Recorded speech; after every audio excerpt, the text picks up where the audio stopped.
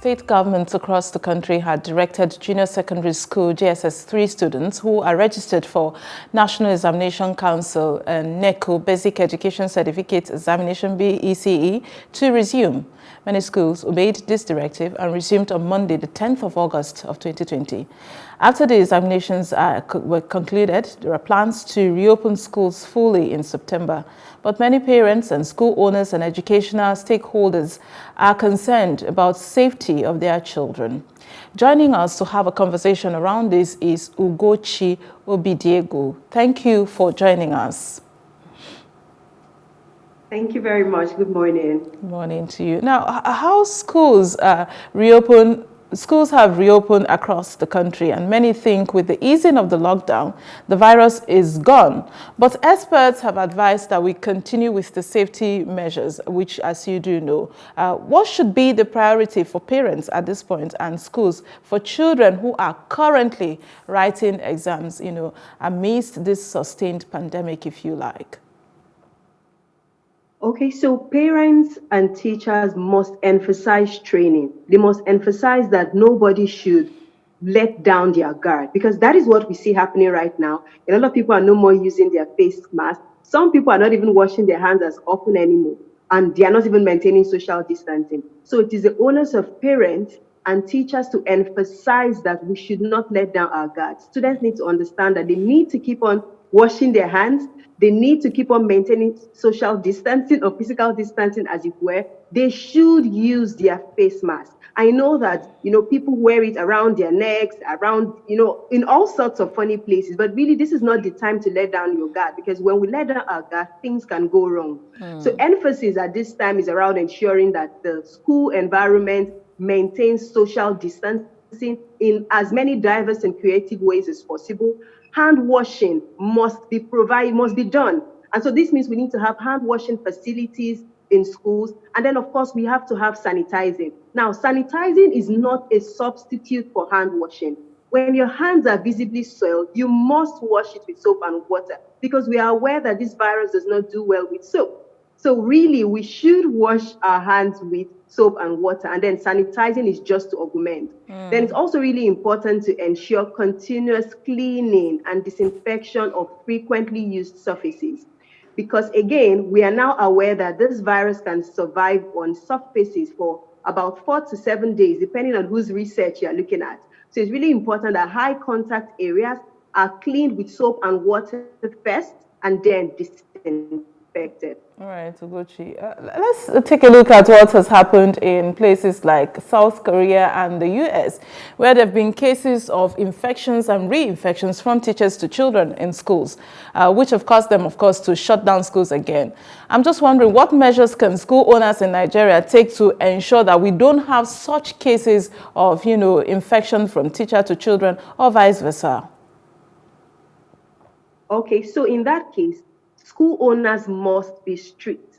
For example, before entering into the school premises, you should have a policy and even a sign that says no face mask, no entry. Because again, if you are carrying something and the other person is not carrying, and then both of you are not even putting on your face mask, somebody's going to endanger another person, right? So that policy should be there for starters. Do not step into the building if you're not even using your face mask. Now, the next thing is, in order to reduce contact, you have to reorganize the way things are done in your school. If, for example, in your school prior to now, when children need to have a change of classes, they need to move from the class to go and meet the teacher. This time around, change it such that the teacher has to move in their direction, so that we don't have too many people moving, because many times when children have to move, they're going to move as a pack. And if they're moving as a pack, it means they're not going to be doing social distancing. So you have to look around your particular school's context. What do you do that can make sure that you are not doing social distancing, that is going to reduce the likelihood of people using their face masks? Readjust your procedures, readjust your systems to ensure that these cardinal principles of social distancing, hand washing, cleaning, and use of face masks continues.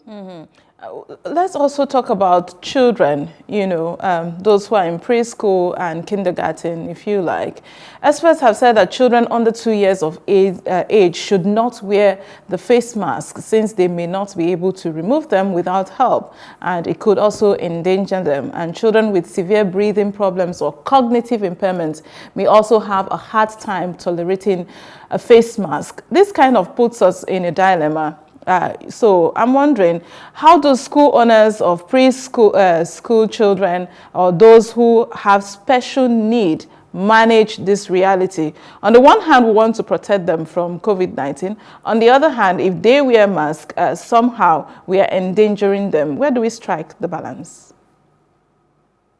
So this is a very, very important question. And that is why knowing your unique context is so important. If the school you operate is just a preschool kind of thing, then you must know that you do not necessarily have to open the school building. You must seek alternative methods of ensuring that knowledge happens, still ensuring the basic guidelines. Because again, these guidelines have been researched and we know that that is what is the standard. You should either operate above but never below it. So in this case, if you operate a preschool, I saw a school on Instagram who does a preschool setting. What they've been doing during the pandemic to give knowledge is to send learning packs to the homes of the children. So that way learning still happens, but then you are reducing that risk of bringing all of them together and putting face masks. Because I mean, if the children are already in their homes, they may not necessarily need to use they're not going to use the face mask in the house. So they are within a safe space. So you must consider alternative learning options so that learning still happens. Because the truth is, we should not allow education to stop, even though this is happening. We do not want the children to be kept backwards. I mean, we've already lost some time, but that is okay if we can alternate with what we have. Lastly, before I let you go, Ugochi, some parents have decided to homeschool. You were talking about homeschooling earlier, homeschooling their children and children also attending classes online. Again, we will still stick on safety measures. What safety measures should these parents, be taking to adhere to even at home to protect the children, not just from the pandemic, but to ensure that the children are safely learning? Because you mentioned creative ways of doing it earlier. Okay. Yes, this is very important. I don't know if you remember some months ago when some schools reopened online. And then there were lots of pictures on social media of various children either at the dining table of their homes or using their parents' workstation to take part in this online learning. Now, many times we're going to focus on just the online learning and then forget that there are other things that are important. For example, the learning environment. Is the seat and chair that you have set up for your child to learn safe for their posture? Is it safe for their bodies? Because if a little child is using an adult furniture, and because it is not the size of the child gets uncomfortable, begins to twist and turn or assume a wrong posture. And the child is going to be there for hours studying. At some point, there's going to be problems because the child is going to have some bodily discomfort. And if the child maintains that position for hours, weeks, and months, it's a problem. We do not want something else to happen just because you are learning at home. The next one is for their eyes. We do not want also for children's eyes to get strained, and then they also come away with other illnesses just because they are using mobile phones or using laptops. So you must consider the visibility of the learning environment. Is the light too bright? Is it hitting against the screen? Is it reflecting back on their eyes? You must consider that. Another thing that is very important to the learning environment, aside the seat and aside visibility, is the arrangement of tasks. So for example, if a child needs to use something for learning, is it all arranged around the child, or is it when the child needs it, the child has to twist and turn and overreach and all those sort of stuff? So you must make sure that that environment for learning is safe. The child is using the right posture. And then once you have done that, you must now make sure that your child is not exposed to online risk. There are 3 risks children could be exposed to when they're studying online. The first is contact risk, where all sorts of miscreants might be trying to get in touch with them, either for spamming or for sexting, and just divert their attention, right? Then there is conduct risk. So sometimes children might experience cyberbullying because, again, we're throwing them into a world that some of them were not even prepared for.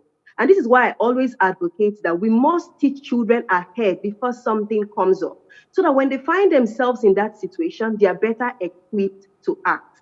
And then the third risk is content risk. Because again, these children are online and some parents may not necessarily know about putting parental controls on their devices. They might find themselves on sites they are not supposed to be at. So they might get exposed to traumatizing content or content that is not age appropriate. So these are the things that parents must consider before giving their children online tools to learn, and say, okay, these are the risks you might encounter, but this is how to avoid it. This is how to stay protected.